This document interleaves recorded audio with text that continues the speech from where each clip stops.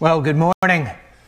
For those of you who do not live on Long Island, I can tell you that the number one problem on Long Island is a thing called the Long Island Expressway.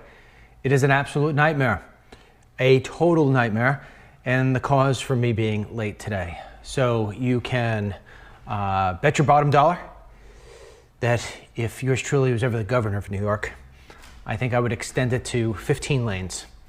7.5 on one side and 7.5 on the other side, half a lane for each for bicycles. Yeah, I don't know, maybe not more, but motorcycles I'm talking about.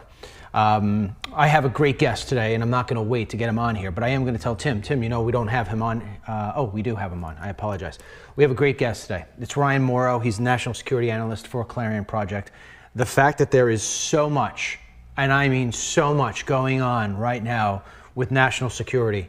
We have, no joke, we have jets. The U.S. Air Force is now putting jets near the border of Russia. That's one. Number two, we've got more naval ships going off to the peninsula right outside of North Korea. That's, that there alone. Number three, yesterday while I'm on the Long Island Expressway heading home, I ring up Ryan Morrow and say, hey man, you want to be on tomorrow for the walk and talk? And he says, yeah, absolutely, because you read this thing about Obama and Iran. And I'm like, no, I've been doing films all day. He's like, oh, you got to check this out, man. It hasn't hit the news yet. It's huge. So instantaneously, I called my editor over at DennisMichaelLunch.com. I said, look at this thing. I said, he's telling me that Obama did like a dirty deal. And then she comes back to me. She's like, oh my goodness, this is going to explode. And today, just before I got here, finally, Fox News, the new left-leaning news network, is now covering this thing. So anyway, the reason why I call it the new left-leaning news network is if you didn't read my little, I guess you would call it an op-ed, although it was pretty lame op-ed, it wasn't that long. But ultimately, this morning I wake up and I'm doing all my stuff, getting ready for the day, for the website, everything, et cetera, so forth. That's my routine. And I look, I go to Fox News, see what they're covering, and there it is, right on top of North Korea, does more fire drill exercises, is a big yellow banner. The yellow banner, you would think something like, somebody dies, or bomb gone off, or ISIS attacks, or, something for the yellow banner. I mean, you see the yellow banner, you're like, oh, what's happened in the world? And here's what the yellow banner said. Caitlyn Jenner says, Trump sort of disappoints me. Yeah. So here we go. Bill O'Reilly, like him or not, worked his tail off for the past 20 years to try to build Fox News into a brand that conservatives and center-right could lean on, right? For the fact that everything else is left and center-left. And there he is, he gets his show stripped from him. And here we go, the big, huge promotion, all week. Tucker Carlson filling in at 8 o'clock, the new Fox News. And it's all put out there. And so if I'm sitting there and I'm like, all right, who are we going to get on? We need a splash, man. We need a splash for tonight's show. Who do I get? President Bush, how are you? How's it going down there in Texas? Would love to have you on tonight. Hey, Rush Limbaugh, number one name in radio. How would you like to come on tonight on Tucker's show? Hey, Bibi, meaning Prime Minister Netanyahu, how would you like to come on and talk about Israel and ISIS and everything else that's going on in the world? No! They call up Caitlyn Jenner, also known to some of us as Bruce Jenner before he had his whole metamorphosis take place. They bring her, him, I don't know who he is anymore, on the show to talk about how Trump has disappointed me. And that is what's called the Murdoch effect. Yes. So without further ado, that was my little opening. I bring on to you my buddy and very smart young man. Anybody who's younger than me is a young man, so no disrespect to you, Ryan. Is Ryan Morrow coming to us from the state of New Jersey, right? Is that where you're in the state of New Jersey? I'm in the Jersey Shore. Won't hold that against you, but okay. Okay. Well, that's how it makes me feel good about myself, right? If I go to New York City or I go to DC with all these like really successful, admirable people, It's hard to feel good about myself. But if I'm in the Jersey Shore with Snooki, then I'm not doing so bad. You stand out. I get it. You're a big shark in a little pool. All right, so I have to give you credit, and like I told you today when I was driving in here, telling you I was going to be late. I definitely owe you a beer. For turning me on to that story last night. I mean, we did unbelievably with it on our website. In fact, my editor texted me, "Wow," after we put it out there, meaning how many people came to look at it. For those who have no idea what I'm talking about, Rai, why don't you tell them what it was all about and what President Barack Hussein Obama did in the middle of the night? Well, when you called me, I figured we were going to be talking about this story, and I was like, man, Dennis is going to explode when we're talking. But basically the story is this, is that when the nuclear deal with Iran was put together and it was announced and it was so complicated that people were missing elements, the Obama administration said that there were 7 people that we were going to let out of prison that were involved in Iranian activities, and all they did was violate sanctions. You look into their backgrounds, they were helping Iran get nuclear and missile technology. Bad people. But now it's come out that in addition to releasing people from prison, Obama also agreed to drop international arrest warrants against 14 Iranian fugitives that were deep within Iran's secret network to get this nuclear technology. So it was a big success that we penetrated that network. Probably we're only scratching the surface. The deal is struck. And we drop the arrest warrants on these people, walk away, and lose that opportunity. And what really ticks me off is that the one guy that we dropped the charges against was basically involved in killing our troops in Iraq. He was part of a network that would get equipment for the Shiite terrorists Iran was paying and backing in order to kill our fighting men and women in Iraq and Afghanistan. And that's just unforgivable. It's just someone like that needs to be hunted down. My earpiece went out for a second, so I don't know whether or not you said this or not.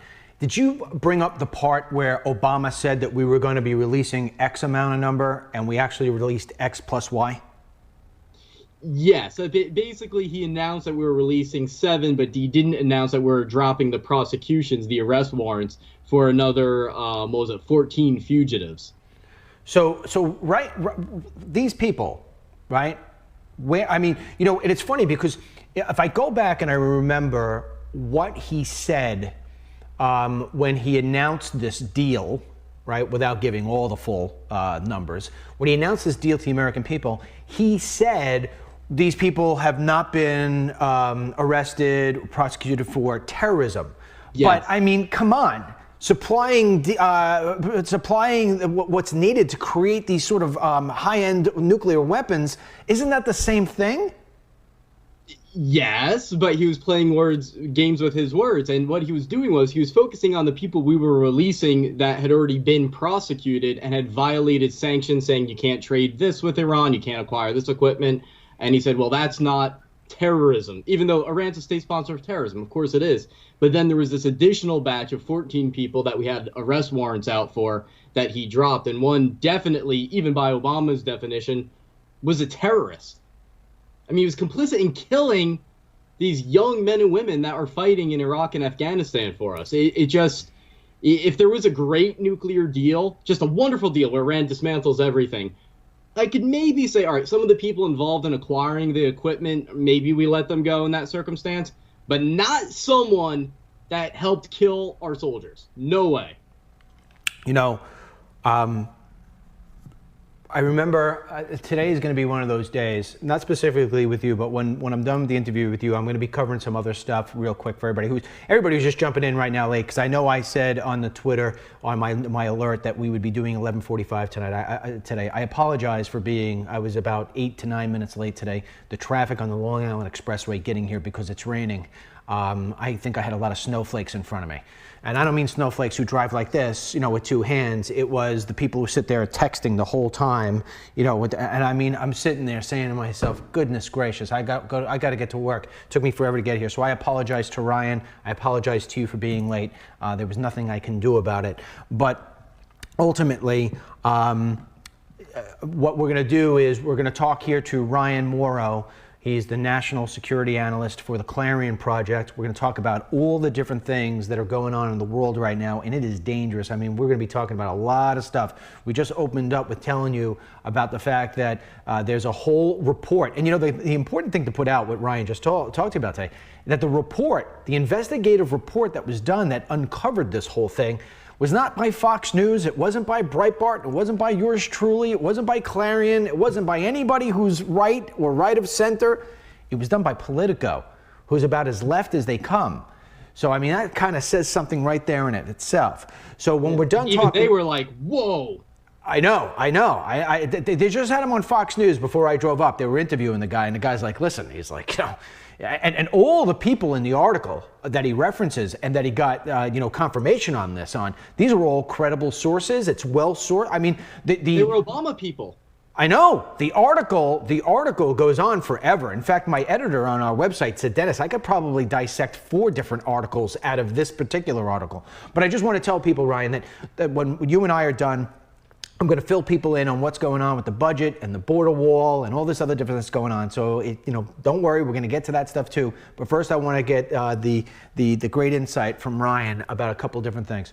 All right, Ryan. So one of the things that's happening, one of the things that Fox News reported underneath Caitlyn Jenner today was the fact that North Korea is apparently doing a lot of military exercises. South Korea is very nervous about this. The U.S. now is, today, President Trump is going to be holding a briefing, if it's not happening already, with all 100 senators, or at least all 100 senators were invited to get this briefing.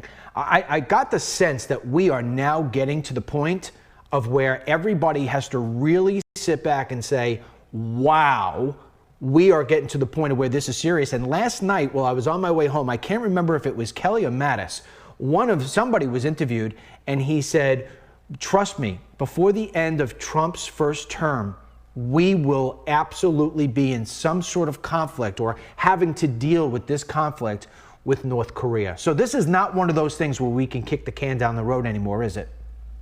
No, because now North Korea, because they have the infrastructure for building nuclear weapons, they're building them so quickly, and they're fine-tuning the ICBM technology so that they can hit the United States, that things are coming to a head. I've seen some estimates saying that they'll have like 20, 30 nuclear weapons by 2020. So and of course they're going to sell some of them to places like Iran, and they're just crazy. So this really terrifies me. When I saw that Trump was going to have all the senators in one spot for some classified briefing on North Korea, I've gotten desensitized to a lot of the anxiety caused by this news, but I spent a lot of time thinking about that.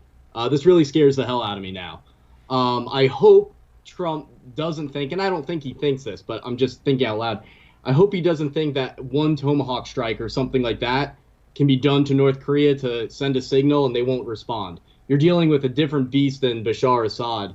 And if the regime starts becoming destabilized in North Korea, then you've got other problems because you have a cultish population and the place is armed to the teeth, and those weapons are going to go all around the world. Well, see, that's the part, that's the key part right there that I think people need to really understand, and where I think that most of the news does a really poor job of explaining this to the American people. So I want you and I right now to fill in that gap for them. You know, North Korea, President Trump has put out a couple of tweets. The last one I remember read something to the extent of, trust me, China is the lifeline, the financial lifeline to North Korea. If they want to do something, they can. Okay, let me be very clear with the people watching this right now. And Ryan, if you think I'm wrong, I want you to jump in when I'm done. You take away the financial lifeline to North Korea. Let's say, for instance, we already know that China said, hey, we're not going to buy any more coal from you. We're going to do it now from the U.S., trying to send a message to North Korea to cut it out. And North Korea is saying, go to hell. You know, we're not cutting it out. We're building and building. If China wants to cut the money off, they'll go get the money somewhere else. And they'll start selling the technology that they've already created to bad actors like Iran, who has no problem writing a check because, well, Obama sent cases of $100 bills. Am I right in saying this, that the biggest danger right now isn't necessarily North Korea putting off a bomb, but maybe somebody else in the Middle East, Iran, buying that technology and being able to detonate? You're right. And I would go so far as to say that there's no such thing as an Iranian WMD program and a North Korean WMD program. They're one thing. It's the Iranian North Korean WMD program. It's a division of labor. When the nuclear deal with Iran was hatched, what most people didn't know is that Iran said, we're going to scale back our uranium enrichment. North Korea immediately announced they were doubling their uranium enrichment. Iran said, we're going to scale back our work on plutonium at the heavy water facility. North Korea announced that they were restarting their plutonium activity. It's so obvious what's going on here. So Ryan, when you look at how this is all playing out with North Korea, and then we're going to go to Russia next, but when you look at how this is all playing out with North Korea, I know you're not privy to what's happening in that meeting today with the 100 senators, but how do you see this coming to a head? I usually like having these good firm answers. When you're dealing with North Korea and you're dealing with President Trump, who likes being unpredictable, and you're dealing with, this might be the most difficult international situation we face. I don't know. Anything can happen now. I'm genuinely nervous about it. And part of the pain that I feel when I talk about this is that this place has concentration camps, or you can call them labor camps, whatever you want to call them, with 80 to 120,000 people. That doesn't include the torture of the rest of the citizens. And I'm trying to find the number. Some estimates say 50 to 70,000 of the people in those prison camps are Christians.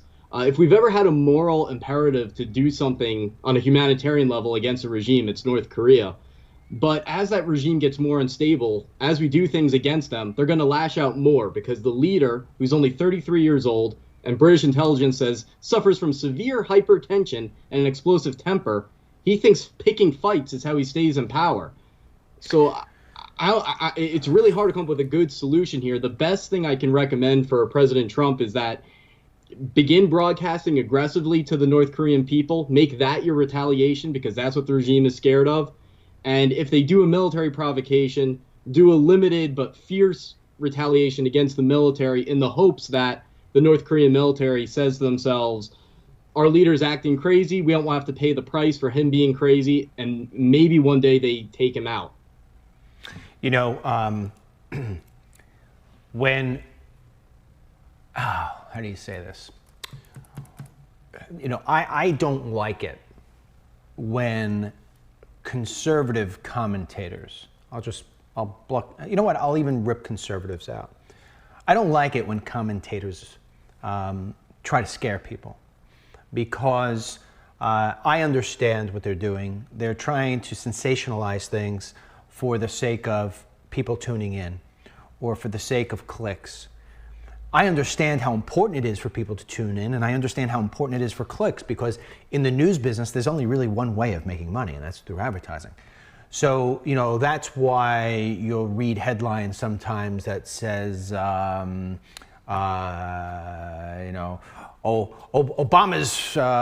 favorite this revealed, instead of just saying Obama loves chocolate pudding. They put it like that, so this way somebody, what is it? It's revealed. And they click. So I try to stay away from the fear tactics and I want to scare the hell out of people, because come in tomorrow and I'll tell you the rest. I try to stay away from that, because I like to think that people come here for two reasons. Number one is they know that they can trust me and the great guests like yourself that I asked to come on. And number two is that I'm going to try to provide encouragement or insight versus fear and doomsday. And I have given a lot of thought to this whole thing with North Korea, and I just don't know how we get out of this without having to fire something.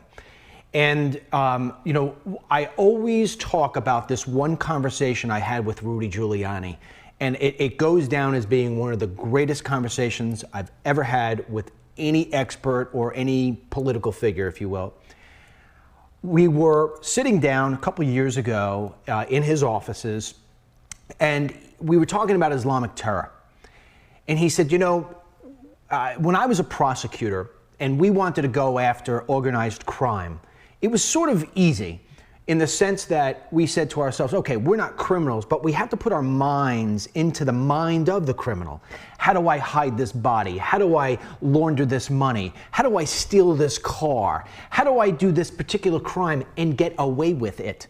He said, so we would be able to wrap our heads around that. And that's how we would get Gotti. That's how we would get Capone. That's how we would get whatever the organized crime is that we were going after.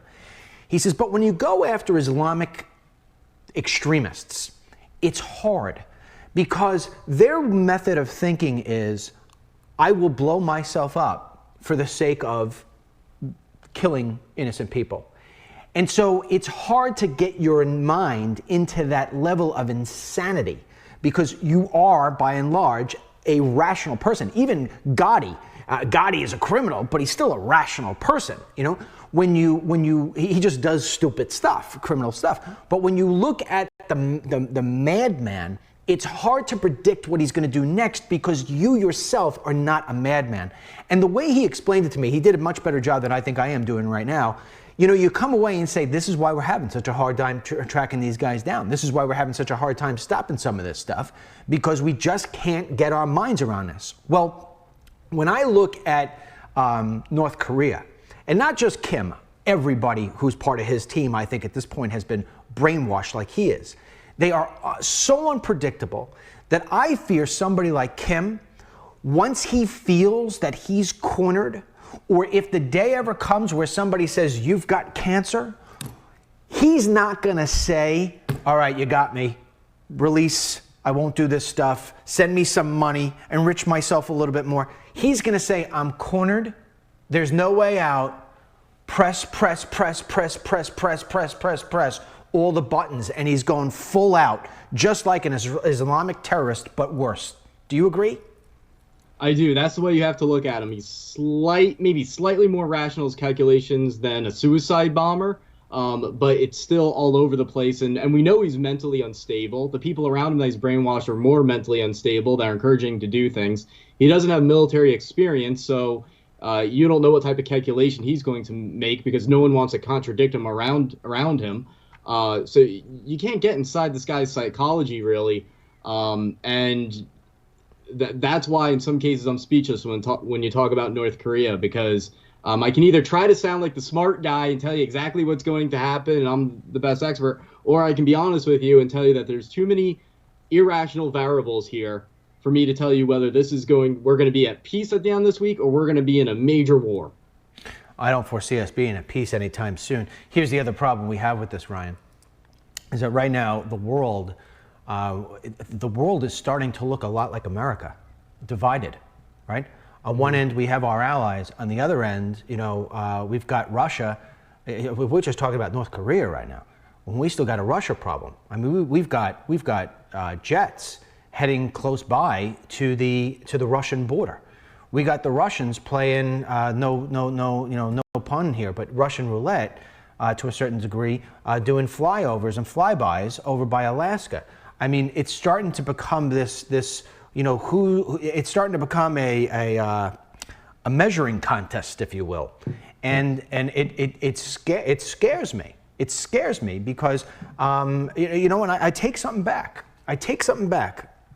I once criticized not so long ago one of the guys on CNN who said that Trump. Well, I'll apologize for a different way. He said Trump was starting World War III. I don't think Trump is starting World War III. I don't think he's starting it at all. I think he's trying to do whatever he can to prevent it.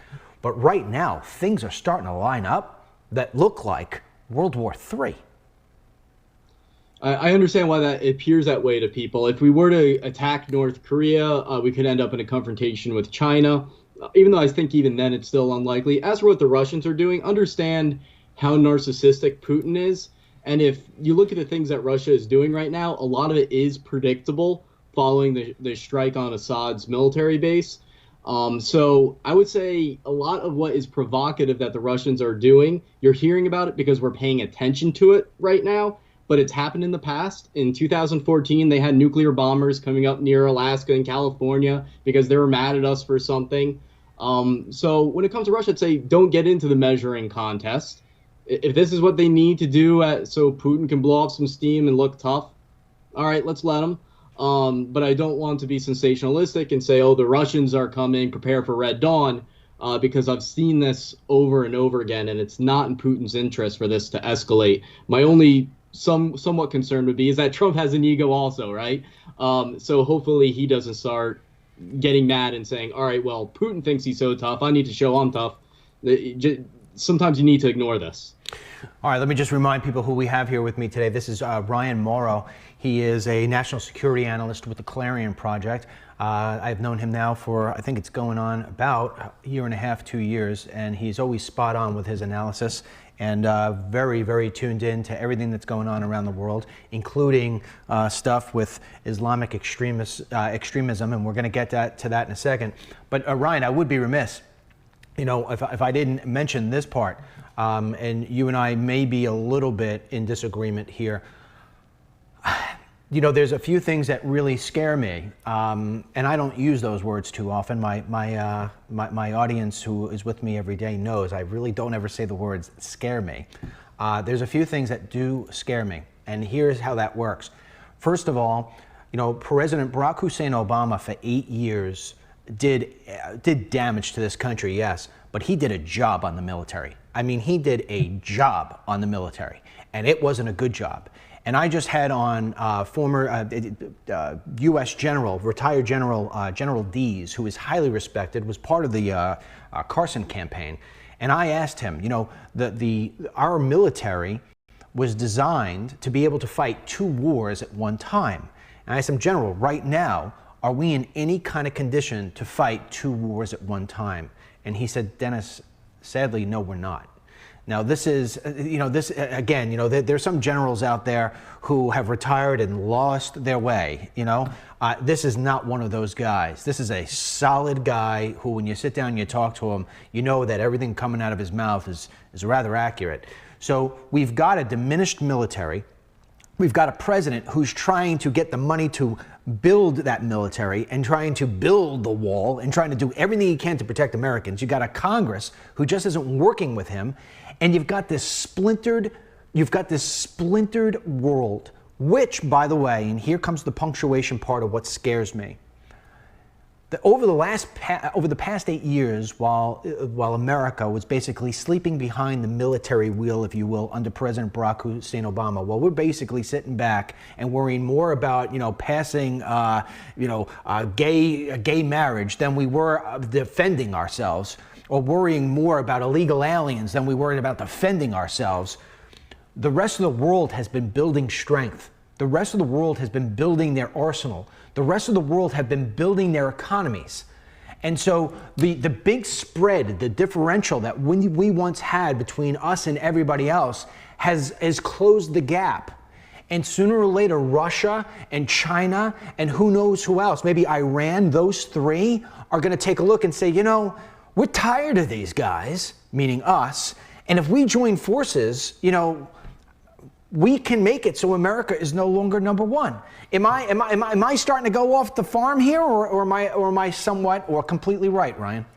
No, you're correct to a refreshing degree, because I remember in the 90s when Russia, China, Iran, Syria, North Korea, we're all talking about this. The rhetoric was we need a multipolar world. What that means is they say it's unipolar right now. The U.S. dominates things. What they need is a common bloc that counters the power of the United States, and you put those countries together, and that is intimidating. It's very intimidating, and there have been intelligence reports back since the early 90s saying that Iran and North Korea and some other countries have contingency plans where if one enters into a conflict with the U.S., so will another one, and maybe even another one, so that we can't take them on all at once. Ryan, if let's say, I want to put a couple of different scenarios to you.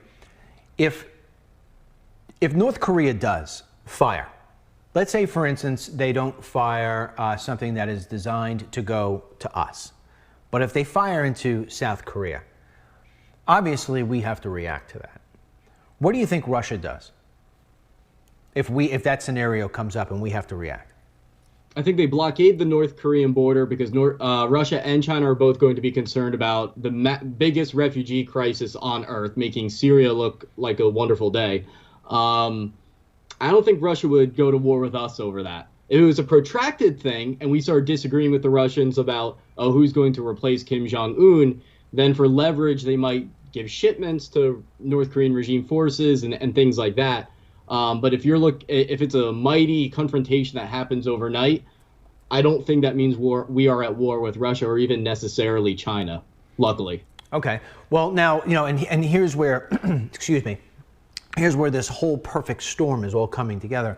Because although, the concentration right now is North Korea, and as we noted earlier, President Trump has 100 senators, all 100 senators, well, they're invited anyway, to come in today for a briefing about North Korea and about what's taking place in that. And we do have fighter jets going close to the border of Russia, right?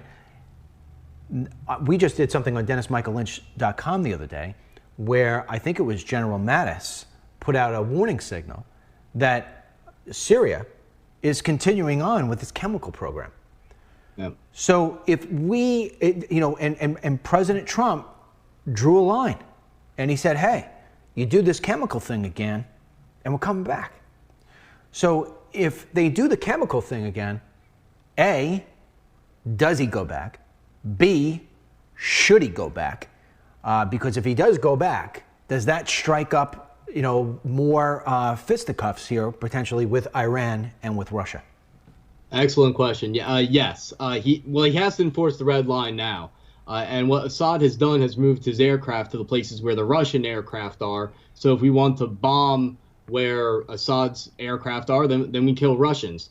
What would probably happen is that Trump would respond if they start using chemical weapons again. I think he would again notify the Russians in advance, though, and say, get your people out of there. I'm going to hit it. I'm being nice to you. And then we can just do what we did last time all over again. And you can pound your chest, but I'm going to take a measure so that no Russians get killed. And in the best case scenario, that's what happens. The worst case scenario is that Russia says we're not moving our aircraft out of the area that you're going to bomb, and they let their Russian forces get killed, basically forcing them to commit suicide. But I don't see why Putin would do that. Last night, I mean, this is a bit off topic here, but you'll see how I bring it back in.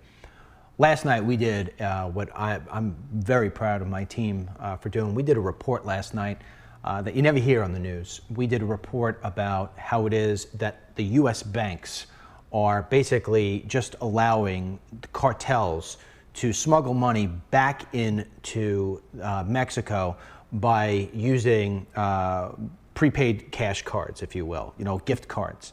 And it's in the unbelievable billions, hundreds of billions of dollars. So we can't stop them at the border with, they're not doing the wrapping up the cash thing anymore, and the wire transfers are too tough. So now they're using these cards. And basically, the Attorney General of Arizona, former Attorney General, said, look, you could wave a card with $1 million on it in front of the border agent. There's nothing he could do to stop you. Where you would have to declare $10,000 to go to the border, you don't have to declare this.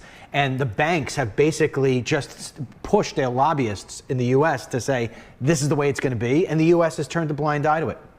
So when I look at that, when I look at how it is that our own government is subjecting itself to the banks and allowing the American people, in this particular case, drugs, just funnel into this country for the sake of money.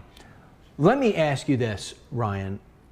If the scenario that I presented to you over the last 15 minutes, North Korea conflict, China conflict, Russia conflict, Iran starts to feel strong again because, let's just say, their friends are feeling stronger. Syria starts doing the chemical weapons. All this stuff starts going around. Do you think the Democrats and Congress and the lobbyists and everybody else out there will finally get behind President Trump if he says we have to do this for the betterment of the country? Or do you think they continue to just turn a blind eye, like I just explained they are, with money going back through to Mexico in the hundreds of billions of dollars? Is it all about money, Ryan? Does anybody care about safety anymore? It's money, politics, and hyper-partisanship, which I think is a true plague upon this country. And I in that scenario, I don't see the Democrats and the Trump haters rallying behind them. I see them saying, well, he acted tough. He got into this measuring contest with the Russians, and it got out of control. This is all because of the tough, dumb guy, Trump. And if he were to hit North Korea, I think they would definitely blame him. The only possible move he could make that I could see Democrats getting behind would be a military effort to have a no-fly zone over Syria, destroy the Air Force, maybe overthrow Assad, because they've been calling that for so long. But then anything that went wrong, they would say, oh, well, that's because Trump was incompetent. Well, now let me tie in the second part of why it is that I brought up the whole thing about the cards. In my interview with the former Attorney General, he said, and it was almost like the same thing that Giuliani said that I had brought up to you a little bit earlier. He said, if you look back over the course of time, not only here in America, but over in Europe, the way that you stopped organized crime is that you cut off their money. And so he's saying, you know, if we just cut off the money, if we didn't let the money go back into Mexico, the drugs, you think they're going to continue to manufacture drugs if they can't get paid for them? My contention is, okay, and I'm hoping that the president is thinking this way, and I'm hoping he has people around him who are saying this, and I'm a little baffled on why we haven't taken some action with Iran on this. I love sanctions. I love the idea of cutting off the money. You know, why aren't we just tearing up the Iran agreement and tossing back in those sanctions? Why aren't we doing that? Well, partially because I guess it's only been 100 days.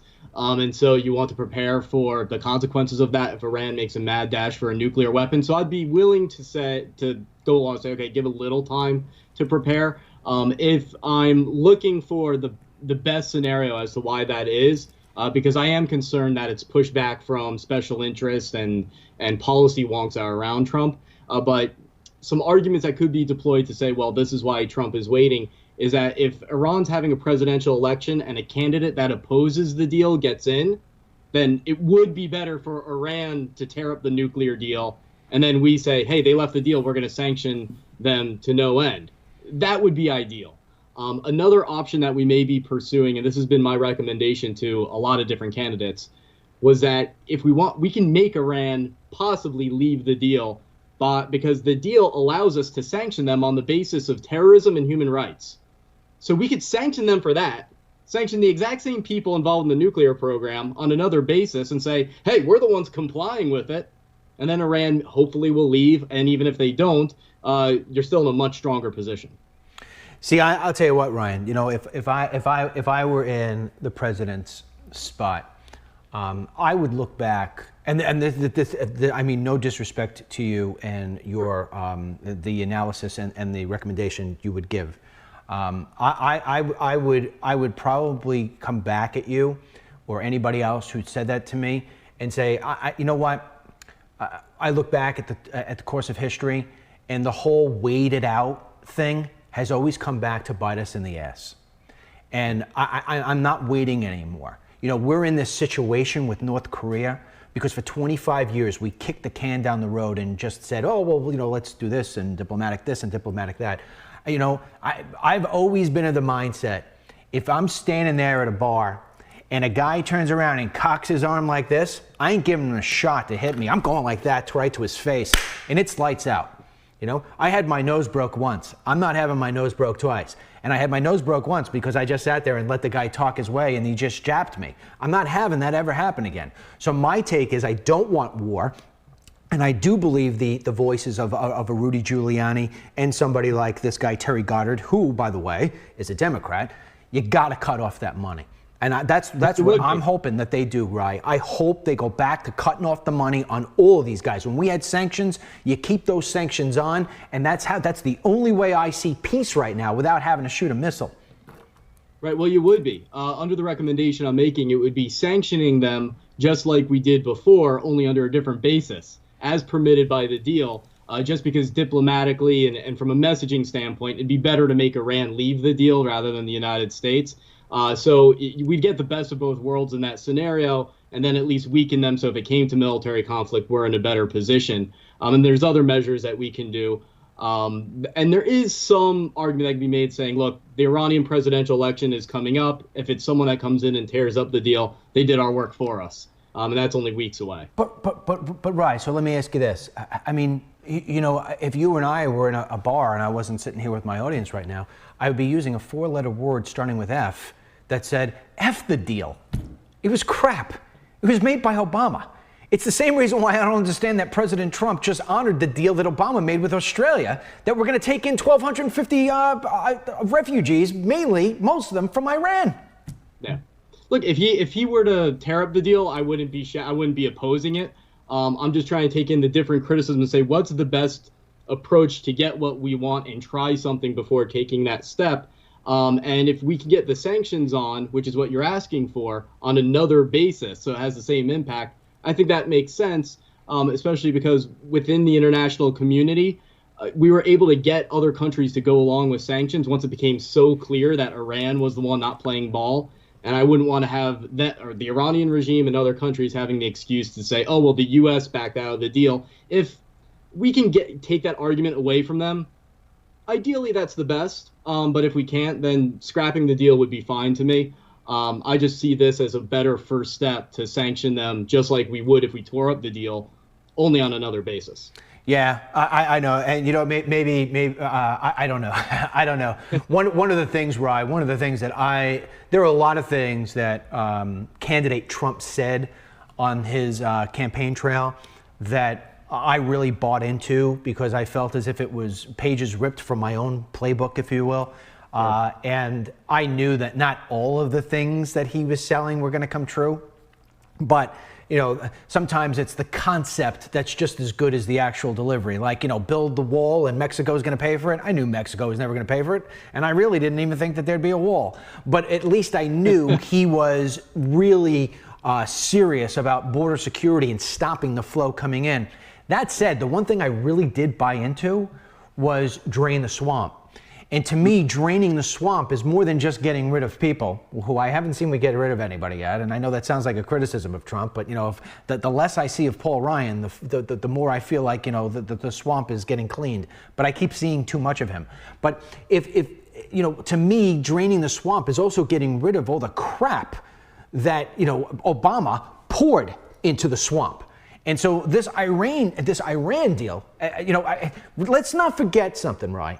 My job is to hold the president accountable, and he said, I'm thinking back to some of the things he said on that campaign trail. He said the Iran deal was the worst deal he'd ever seen in his lifetime. Yeah.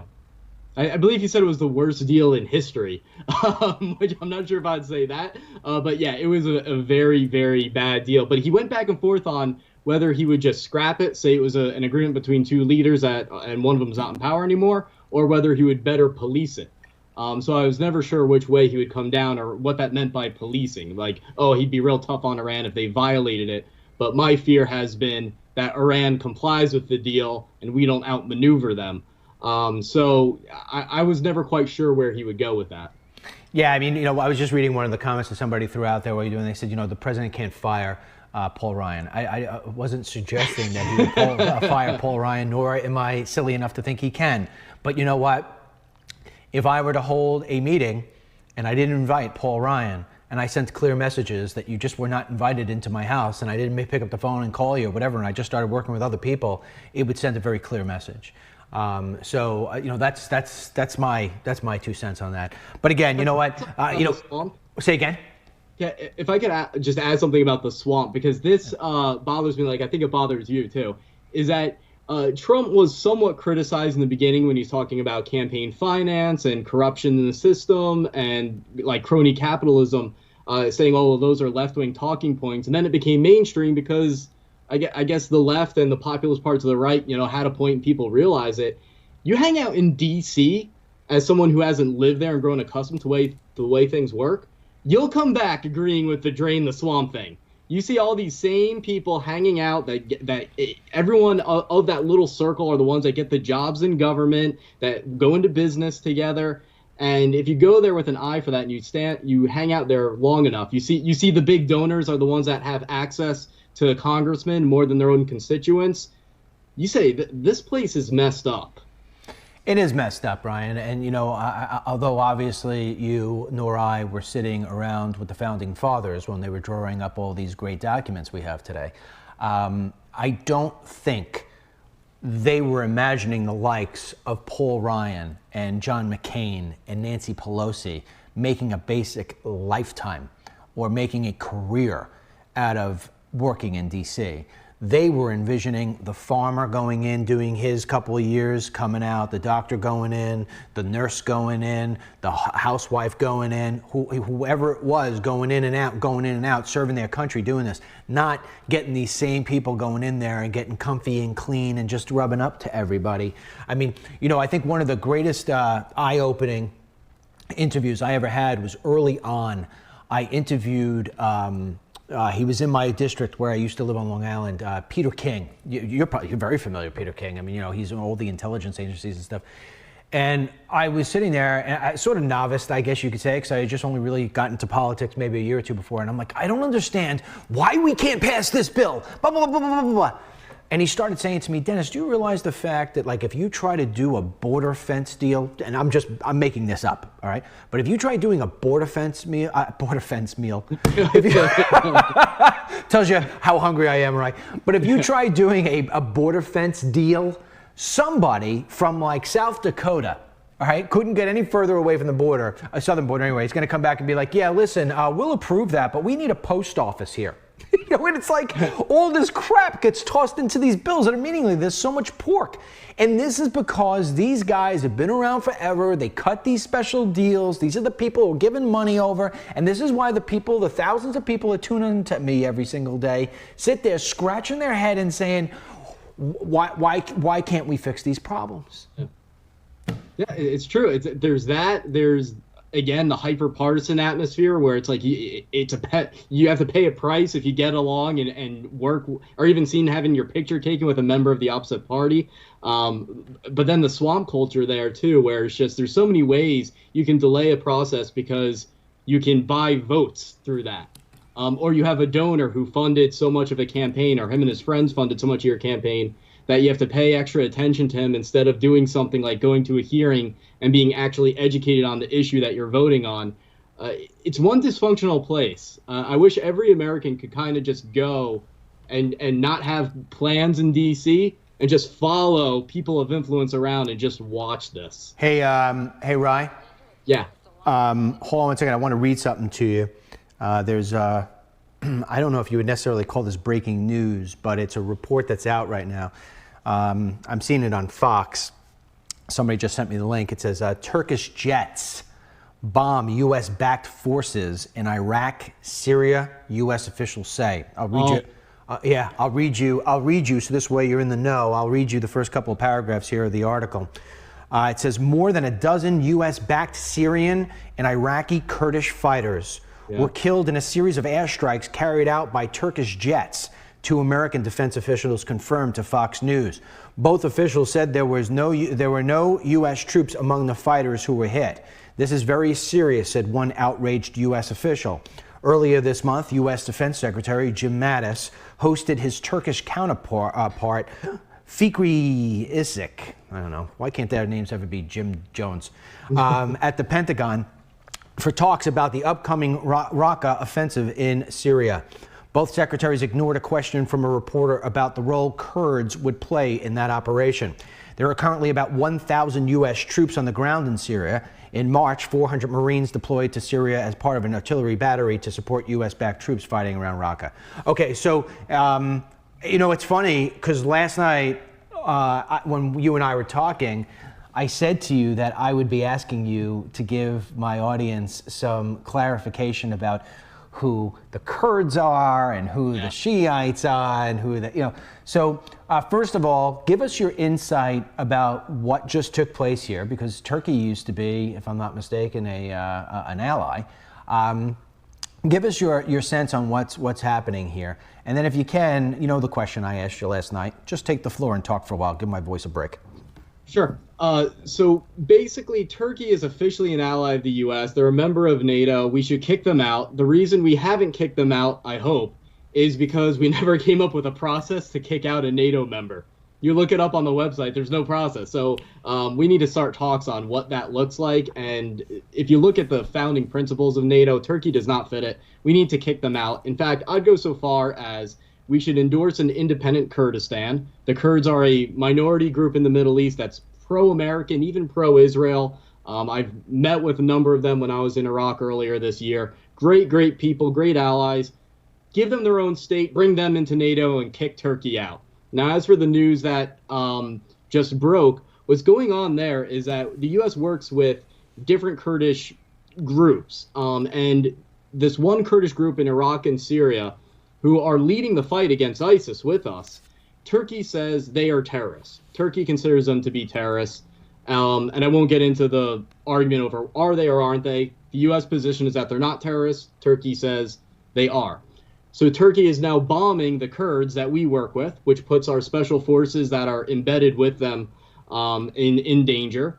And specifically in Syria, Turkey is bombing a group called the Syrian Democratic Forces. That's an alliance of people in Syria who don't like Assad, are allied with the United States. It's Kurds, Arabs, and it even has a Christian component, and they're the ones leading the fight on ISIS, against ISIS, right now. So I know that's all very complicated, but basically what you need to know is that Turkey is an ally that's not really an ally, and they're bombing our true allies in Syria and Iraq. Hasn't the whole governance of Turkey gotten more Muslim extremist? Yes, and this is a case study if you want to understand how radical Islam works, because Al-Qaeda and ISIS, they're more on the fringes of radical Islam. They're very in your face, and they don't have a ton of popular support in the Muslim world. In some ways, Erdogan in Turkey, people that think like him, Muslim Brotherhood types, they scare me more because they're just so much better at what they do. So Erdogan gets elected. He's essentially the Muslim Brotherhood in Turkey, and he very craftily takes more and more power as his political party gets more and more support. So he appears moderate, takes a little bit of freedom away, pushes some anti-Semitism and anti-Americanism. His party wins bigger in the next elections, he takes more. And then all of a sudden, next thing you know, you have a theocratic dictator in Turkey who sponsors terrorism and is now bombing our allies, hates the United States, but still gets to be a member of NATO. So figure that one out. That's what I'm talking about, man. I'm telling you, I see, this is why I go back to what I said to you, 20 minutes ago, Ryan, is that I see the world splintering into the same sort of splintering we have here in the United States. I mean, I know you're much younger than I am, but I'll be 48 years old in August, and I can't remember any time in my life where it just seemed like the United States was so divided as it is today. I mean, I was born during the Carter years, and I was a young boy. I remember some of it. I remember it just being a miserable time. I remember my parents, arguing a lot about different things. And I remember sitting on gas lines in the back of my dad's car forever, and your license plates based on what your last numeral was or something like that. That's when you could go get gas. I mean, it was a desperate time here in America. We had the Iranian hostage situation, but I never, ever remember it being even close like this. And the world, I mean, President Trump really inherited an absolute mess. And here's what people need to understand, if they don't already. You know, when you look at what President Obama did to this country, you can look at it on its face, at the time it's done. But you really don't feel the effects until times like now. It's sort of like, the guy or gal who continues to eat, mayonnaise every single day and layers it on and layers it on and layers it on and layers it on, or the guy who pounds scotch every night. That's a better example. You pound scotch every night and you get a little, you're hammered. But what you don't recognize is, you're getting hammered and you feel that, but what you're doing is you're killing your kidney. And so you're creating cirrhosis. And so what we're seeing right now, this is my example, we are now starting to feel the cirrhosis of Obama's partying. That's basically what it is. And and President Trump has got himself one hell of a job. And that's why I think it's so important that he's got people around him that he trusts. Ryan, I'm gonna end it here because I'm looking at the time here. We've gone our 40 minutes. I'm gonna give you the last word. Ryan, I can tell you right now, I'm gonna put you a little bit on the spot. While I'm sitting here and I'm talking to you, I'm thinking to myself, because when Harlan comes back from Italy, Lord knows what he's doing there at this point. Third time in his life at 26 years old. How's that happen? I'm doing something wrong. But anyway, I haven't been there once. But when he comes back, he's going to be outlining for me how it is that he sees us building out our TV here. I can tell you, my friend, that without question, I will be contacting you about having your own show on my network here because you are sensational. You are sensational. Thank you so much. And you're a handsome dude. Oh, really? Yeah, I'm not coming from a straight guy. I'm not allowed to say that anybody is handsome or pretty on the show. That's what I'm told, but I break the rules all the time because I set them. So anyway, Rai, aside anything that you want to give the audience on the way out here, anything that you want to tell them about anything that's going on with the national security, anything whatsoever. Sure. I would just say go to clarionproject.org. You can sign up for our newsletter there. We also have a Facebook page, Clarion Project. I've got my own fan page or whatever you want to call it, Ryan Mauro, Mauro. So you can follow all of my work there and obviously follow everything that Dennis is doing because we talk frequently, and I look forward to doing more things like this with you in the future. Absolutely, my pal. All right, so we're going to cut off with Ryan. Ryan, I'll be in touch soon. We're going to cut off with Ryan. We're going to stay on with you here for the next 10 minutes. I'm going to talk to you a little bit about what's going on with the government shutdown and with the border and things of that nature. But I mean, Ryan Mauro, what a smart, and I say young man for the sense that, if you go to Fox News and you look at the national security analysts they have, many times they're much older. They've been around. I mean, you got to give. I know he's in his 20s. You got to give him a lot of credit, just like you got to give Harlan credit. A lot of 20-year-olds out there right now going, hanging out on mommy's sofa, trying to figure out, what's their next entitlement or whatever it may be. These guys, they're out there. They're trying to learn about what's going on in the world. They're privy to it. They're smart. They got their hands wrapped around it. He gives great explanations. He's dedicated. He's putting his life towards this. That right there, that's my new term. That right there that you just saw, that young man, that's America. That's America. I'm proud of him. I'm proud every time he comes on this show. I love hearing what he has to say.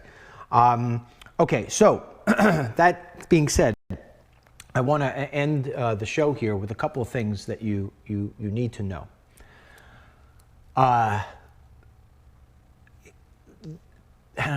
The budget for keeping America open, if you will, the government open, it comes to a head in the next couple of days. And President Trump wants to have funding for his wall. He pretty much going to have to back off that. I don't see any way around it. He's going to pretty much have to back off it. And when you listen to the administration, when you listen to Kellyanne Conway, when you even listen to the president, what he's putting out, whatever, they're sort of walking back a little bit and saying the fact that, yeah, all right, well, we'll wait. We'll wait for when we put the budget out for fiscal year 2018. Well, he's going to have the same issue then. These Democrats, and I told you this, and this is, I know some of you don't like it when I say I told you so. I am not doing this to go like this. I'm just doing this to tell you there's a way to solve this problem, and I don't know why we keep kicking it down the road. The president has said now that he is going to still demand some money to make repairs to the fencing that's down there now, or add some extra fencing. So we're going from the word wall to the word barrier to now the word fencing. And I told you a while back, and the videos are all out there, and believe me when I tell you, these will be clips that I play in you get the point. In the next go round, maybe 2024, I'll be playing these clips, and they're gonna come in handy for me, all right? Because the way to solve this problem, the wall is nice, but the way to solve this problem is to cut off the incentive to come here. and to stay here illegally if you come in on a legal visa. Now, I don't have to defend this anymore with just theory, although that works too. I can defend this with what has happened in the past 100 days. President Trump and his team have all touted, rightfully so, that the apprehensions at the border have dropped significantly. In fact, I believe March is the lowest it's been in 17 years. There's no wall. There's no wall at all. There's the promise of a wall. There's the promise of deportation. I call it the Trump effect. So just by talking about what you're going to do, people have slowed down. You cut off the magnet to working in this country. You start showing that you're deporting the people who are working illegally in the jobs that Americans want. You start sending them home and holding employers accountable. You don't need a wall or a fence. Nobody's coming. Now, of course, I want the fence, and of course, I want the wall. But even so, if you have been watching The Truth over the last week, I have been playing for you videos, not only from if you've been with me for the past month, you see how many videos we've been playing from my films and how many videos I've been playing that I've held back and now I'm just releasing for the first time. I hear people today. I heard, who was it? I don't know, one of these big political pundits, Karl Rove was talking about it. Newt Gingrich was talking about it. And Kellyanne Conway was talking about it. I have respect for, well, two of the three. But they're wrong. They're telling you that more technology and more radar is what's going to help, even if the wall's not there. It's not. It's not. We already have that in place. I defy any one of those people, any single one of them, to travel down to John Ladd's ranch in Naco, Arizona, and come back and sit in front of me and tell me how more technology and more fencing and repairing existing fences and more sensors and more voodoo this and that is going to do anything. Because we already have that in place. We're making it sound, these people are making it sound like we're trying to stop people coming in with old Kodak cameras that, and you got to wait for the film. You wave it and you wait for it to develop and be like, oh, there's a drug guy coming across. No, we have all these things in place. They're already there. What we don't have in place is a will to stop it. What we don't have in place is anybody enforcing the existing laws. And personally, as a guy who has fought this for the past near 10 years of my life, I'm getting pissed. I'm getting pissed. And I'm getting pissed because everything that I've said for the past 8 months, 9 months, 2 years, 4 years, it's going on deaf ears. And I'm getting frustrated with it.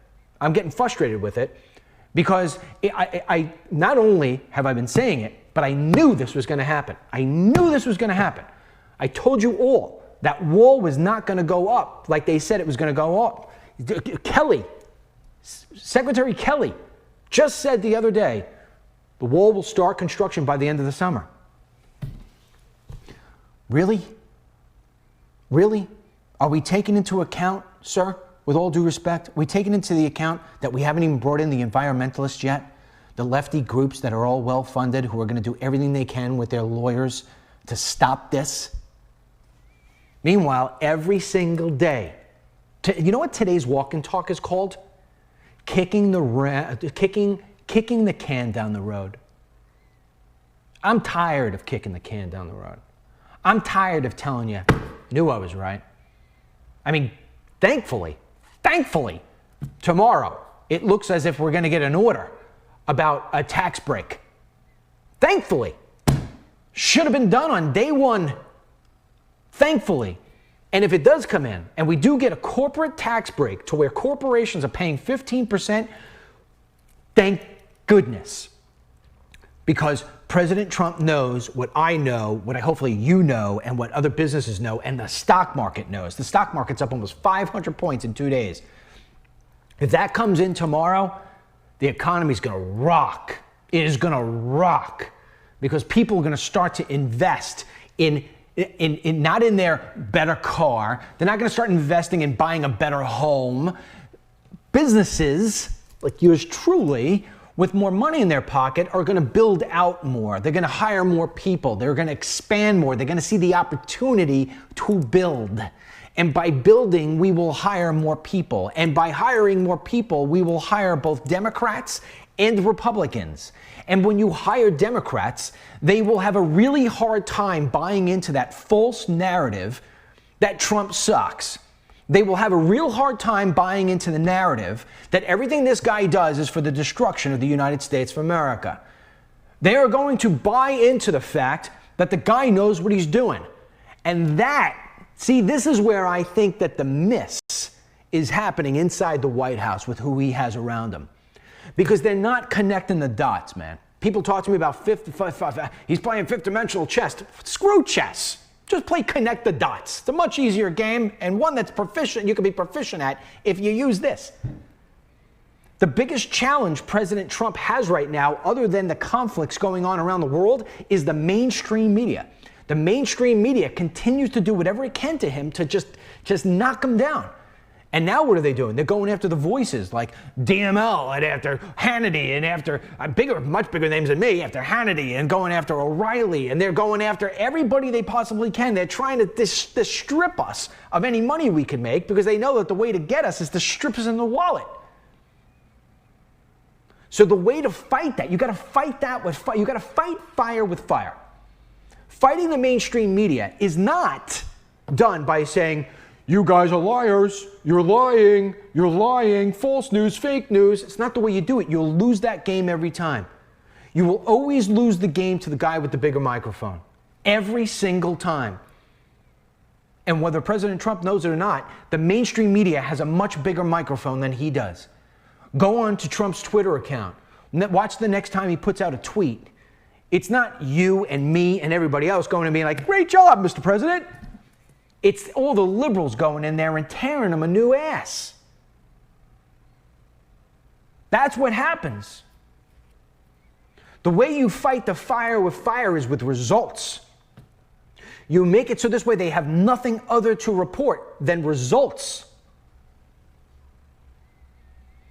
This tax break, that stock market, the jobs numbers, those are some of the most powerful numbers in the world.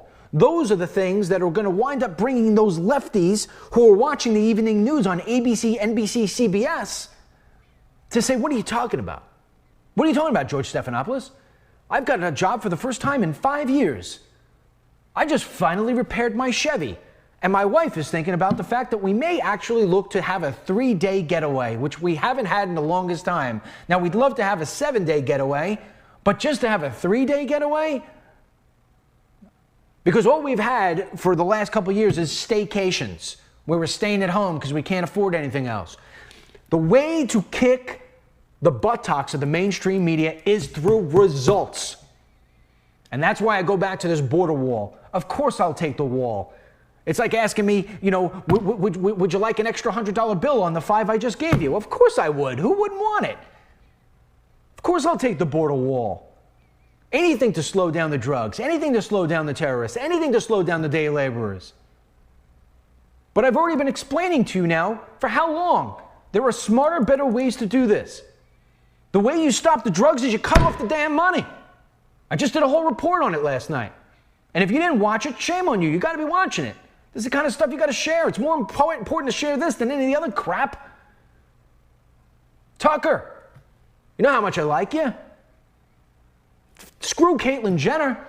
Put on a report like I just did. How the banks are funneling money into the drug cartels down in Mexico. Give us something that's useful that we can put our teeth into. We're going to stop the drugs. Stop the money. Take away their power. You want to stop the illegal immigration? Take away the jobs. Take away the ability to have money. Take away the ability to get a free this, free that, and free everything else. That isn't free, by the way, because you and I are paying for it. That's how you do it.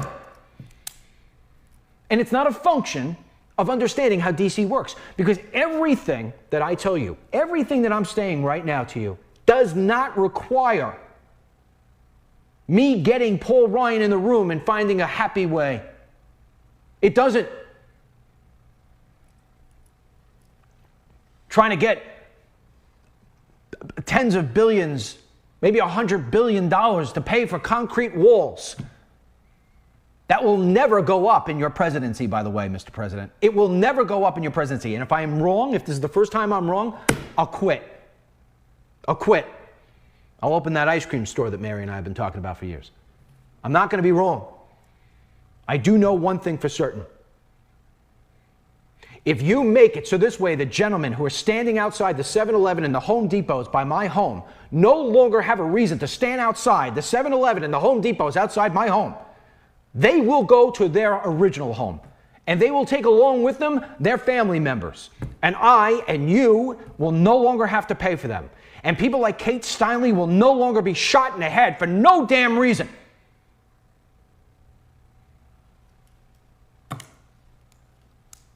I'm sick of this. I'm sick of all this stuff being kicked down the road. If you operated your life by kicking everything down the road, if I operated my businesses by kicking everything down the road, we'd all be in the streets. Our kids would not have anything.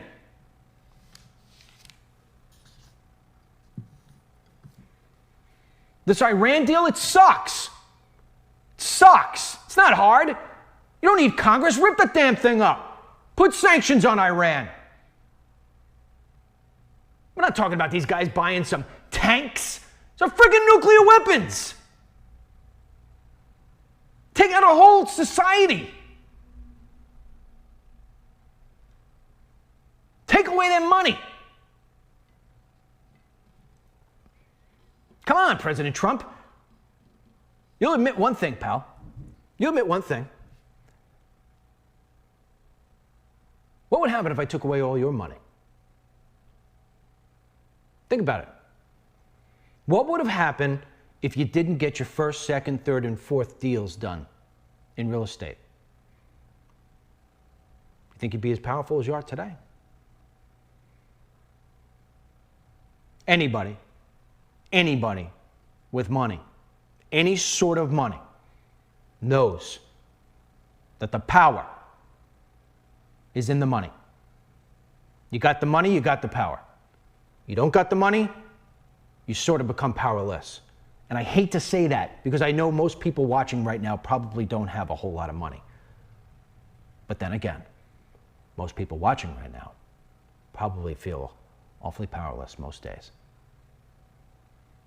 So you could call me crazy. You could tell me I got an ego the size of the Grand Canyon. Ask me if I care. Ask me if I care. Because there's nothing that I have said to you here today or when I was with Ryan that is incorrect. All of it is correct. And it ain't about me. It's about you. If it were about me, I wouldn't have sat on the Long Island Expressway today for 2.5 hours in this rain to come here. I would have done it from my kitchen table and would have given Tim the day off.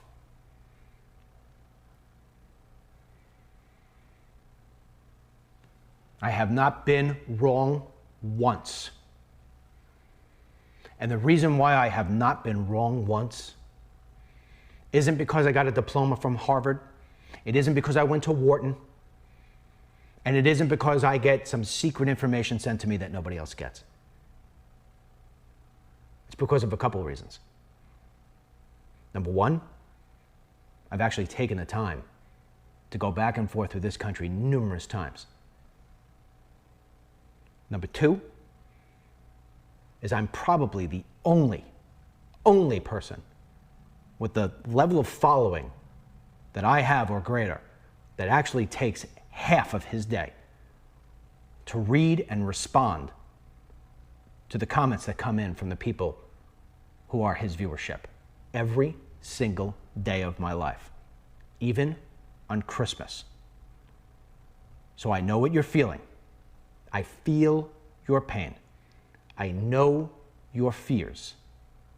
I respect may not always agree, but I respect your opinions for as long as they're done in a gentlemanly or ladylike fashion.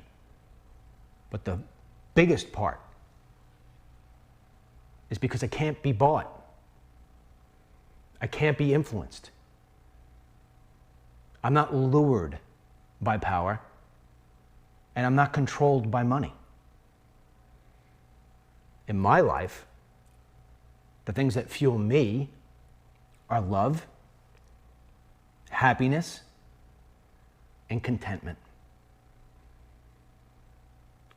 Combined and wrapped all together by caring more about the people who are around me and depend on me than what is good for myself. And I'm not trying to be heroic. It's just who I am. Believe me, there are many days when I wish I had a different mindset. Maybe I wouldn't be 35, 40 pounds overweight if I did. Okay. Sorry about the rant. I didn't expect to be talking about it that way. But sometimes I just got to get this stuff out of me because it's bothering me. It's all bothering me. And I see where this is going. And it's not that it's taken too long. For those of you who send the notes back to say, it's only been 100 days. It's not about it being 100 days. It's about this 100 days out laying the foundation for the next 200. It's like what I said to you before. You know, we are now suffering cirrhosis because of the partying that Obama did in those 8 years. The drunkenness that he poured onto our laws, the drunkenness that he poured onto our military and our vets, the drunkenness that he poured into this economy and our borders. We're now feeling the results of those hangovers.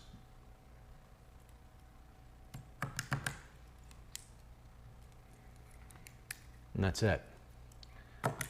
All right, tonight, for the truth, part 2 of a 3-part series, which I am very proud of. Last night, personally, I think it was our best show, despite the fact it only being 10 minutes. Should be watched 100,000 times.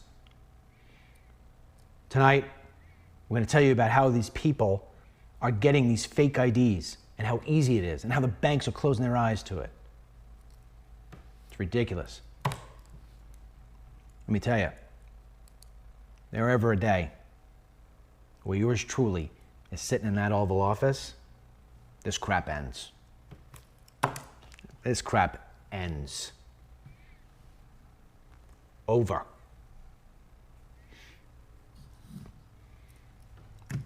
That's 8:30 tonight. And tomorrow night will be part 3. Then on Thursday night, we'll do a whole thing on Berkeley, giving you the numbers on that. Tomorrow's walk and talk, well, if all things go the wrong way today, I'll be back here tomorrow. If all things go the right way, Tim will be here editing by himself, and I'll be home doing walk and talks with the church bells. Either way, it is what it is. All right, if you want to send me an email about what you think about today's show, make it nice, will you? We could all use a little upside over here. Go to submitnews@dennismichaellynch.com. If you feel like you want to donate, we'd appreciate that as well. We're going to start doing an outside studio, trying to make things a little more interesting for you. You just heard me tell Ryan, you know, I want to give this guy a show every night, at least a half hour. You know, have him come in talking about national security. I will tell you this. Mark my word.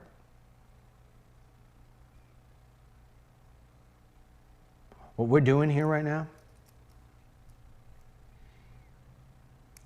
you know, Fox News has lost its way as far as I'm concerned. Maybe not completely. Still got some real great people over there. But what we're doing right now is the build of the foundation of something that's going to be the next thing. Come hell or high water. All right. I think I've talked myself to sleep. We got anything for lunch, Tim? Nothing in this house, is there? No. Oh, man. Miss Mary, come on. Ah, we got nothing. How about I buy you fly? Oh, perfect. We'll get some deli sandwiches. Oh, please. That will help me. Oh, what are you going to get? Reuben. Reuben. Last time you said you were going to get that, it came in and it didn't have the sauce. Oh. That was the chicken thing. I won't make that mistake again. All right. I may go with like roast beef and bacon on a roll with melted mozzarella and mayonnaise. Oh my God, I'm going to look so bad in my bathing suit. All right, maybe I'll just go with some grilled chicken on a plate. How boring. Oh, come on. Oh, it's so boring. So sleepy. What are you guys gonna have for lunch? I'll read out two of your messages. Let's see here. I'll tell you what. I'll answer five as they go by. Let's see what we got here. We got Craig says pizza. Adios DML. Pizza. I think I had pizza. I had 8 slices of pizza over the last 24 hours over the weekend. Oh my God. So do I. You'd like the pizza I had. It's I can't remember the name of the place, but it's called, it's Buffalo Style Chicken Pizza. Isn't it good, Tim? That's my favorite. It is your favorite? Oh my God. I ate a whole pie. I ate a whole pie in 24 hours. Do you? Yeah. Slobs. What else do we have? Hot pastrami. Can't get it made right here, wherever Cindy is. Oh, you ever eat hot pastrami? Oh, it's the best. Is it? I've never really ate it. You gotta put mustard on it. Hot pastrami with mustard, huh? Got pickles too, actually. Pickles? Yeah, but pickles are good for you. Yeah, they're really What else we got? Lettuce wrapped chicken salad. Deb. Oh, that's sleepy, Deb. You know what I'm saying? Chicken salad with lettuce. That's what we should be eating. You know what I mean? It's like watching a movie without words. No music. You know? All right. Lemon rice Greek soup. No way, Mary. No way. Soup. Can't go with soup. All right. Pickles are high in sodium. I just lost 30 pounds eating clean. Ah, see, that's the whole thing, Pamela. I don't want to eat clean. I want to eat dirty. Dirty tastes so much better, doesn't it? It's not right. Doesn't it? It just tastes so good. Why did God do that? Why did he make it to where everything that is bad for you tastes absolutely delicious? You know? Mary tried buying kale. I was like, what is this? She's like, it's good for you. Good for me. No, it's not. Making me miserable is not good for me. Yeah. What else we have here? If I lived near you, I would make you some lasagna. Oh, Wendy, I love lasagna. I love cheese. You like cheese? Cheese is great. Cheese, anything spicy with cheese. Spicy cheese. You like mayo? Yeah. Like last night I came home, you know, from here I came home. I walked in, it was like 8:30, quarter to 9. It was like 8:30. It was like a couple minutes before 8:30. I had to put the show on. So that's what time it was, 8:25. I walked in. Mary had 2 huge hamburgers, cheeseburgers waiting for me. Oh. She's the one who does it to me. And meanwhile, she's like, you want barbecue sauce with ketchup with that? I was like, I'll take ketchup. And I was like, I had like this big pile. And not only do I have the ketchup on the hamburger, but then I'm dipping it in the whole thing. Yeah, and I'm like, course. yeah, you have to dip it on the outside, Yeah, right? I do the same thing. Those burgers were gone in less than, I think, 2 minutes flat. She's like, you eat too fast. Like, it's good. It's too good. It's good. Yeah, and then we sat down, we watched Better Call Saul. Have you watched that? I've heard about it. Better Call Saul. It's okay. It's all right.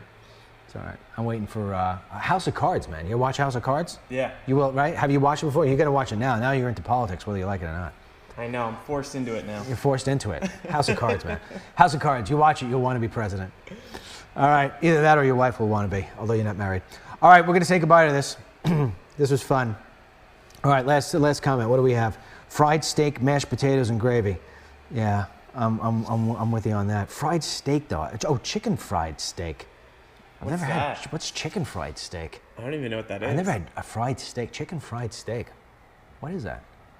I've heard about people frying turkeys, but never steak. Never steak.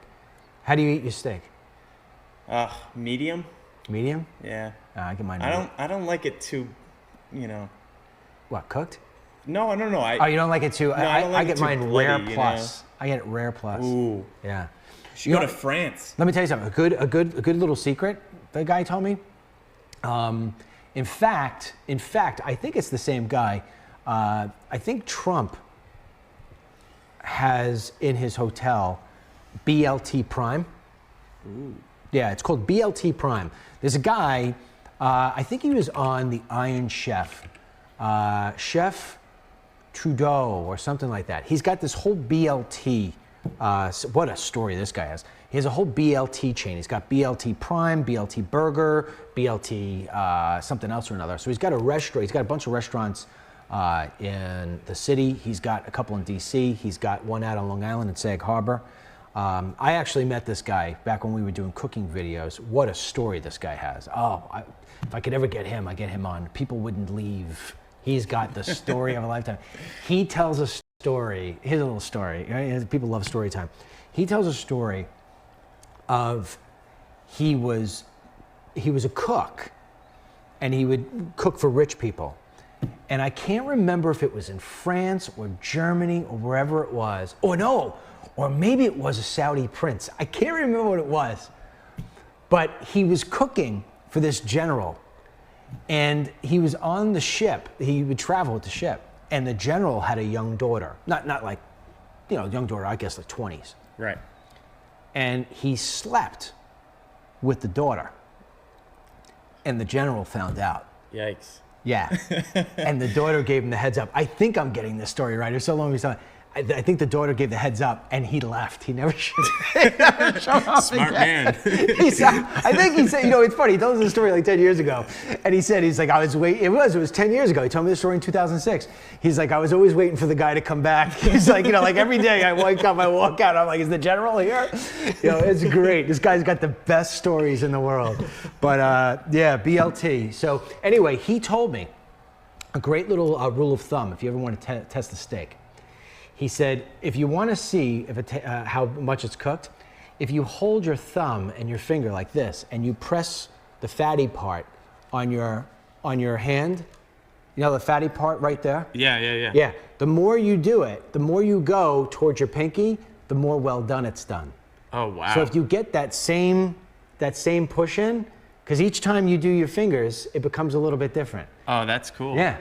That's what he does. So if he's like, okay, is this steak right? He'll take it. He'll take his hand. He'll put his finger there, and he'll feel. Oh, that's weird. Yeah, it is. I can't remember which one it is. Like which one?